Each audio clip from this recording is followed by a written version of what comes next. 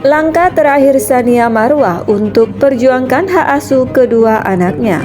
Tsania Marwa berharap dapat perlindungan hukum setelah dipisahkan dengan anak-anaknya usai bercerai. Tsania Marwa saat ini tetap berjuang untuk mendapatkan hak asuh atas anak-anaknya dari mantan suaminya, Atta Lareksha. Tsania pun mengawal sidang uji materi pasal 330 KUHP tentang pengambilan paksa anak di Mahkamah Konstitusi. Wanita berusia 33 tahun itu mengaku sudah tak tahu lagi langkah yang harus dilakukannya agar bisa bertemu dengan anak-anaknya. Ia juga berharap ibu-ibu yang bernasib sama dengannya juga bisa mendapatkan hak asuh anak. Jadi besar harapan saya untuk mendapat atensi yang cukup dan atensi yang baik dengan respon yang baik. Diterimanya dan dikabulkannya permohonan daripada pemohon bisa menjadi suatu jawaban yang sudah ditunggu-tunggu oleh banyak ibu-ibu yang dialami banyak ibu-ibu seperti apa yang saya alami, ucap Tsania Marwa. Sudah 7 tahun Tsania Marwa tak bisa bertemu dengan anak-anaknya. Ia pun tak habis pikir hingga saat ini Atta Lareksha tidak ada itikat baik untuk mempertemukan dirinya dengan anak-anak.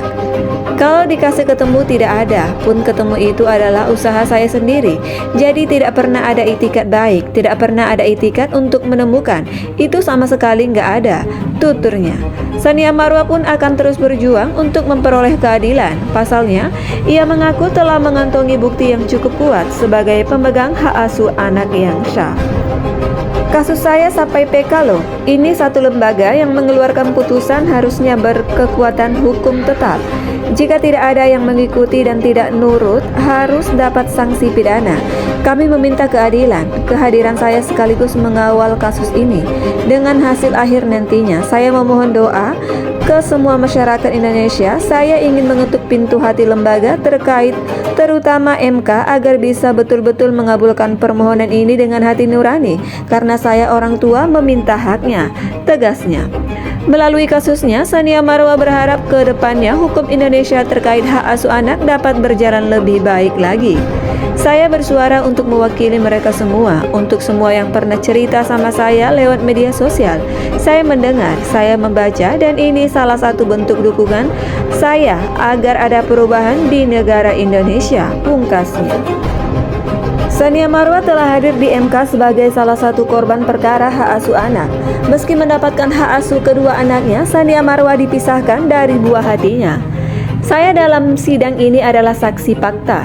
Saya mengawal uji materi yang berpengaruh dalam kasus saya, kata Tsania Marwa setelah sidang.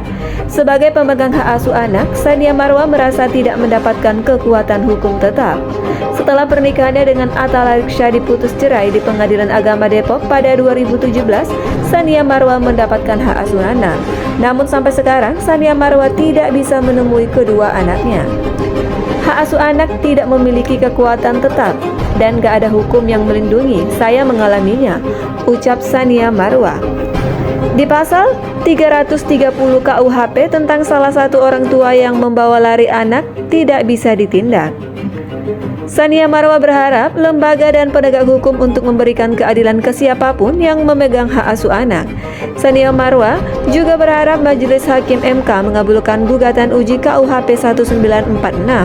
Hak dasar dan mutlak sebagai pemegang hak asuh anak ingkrah dinyatakan oleh negara dan kami bisa mendapatkan perlindungan hukum untuk anak-anak, ujar Tsania Marwa.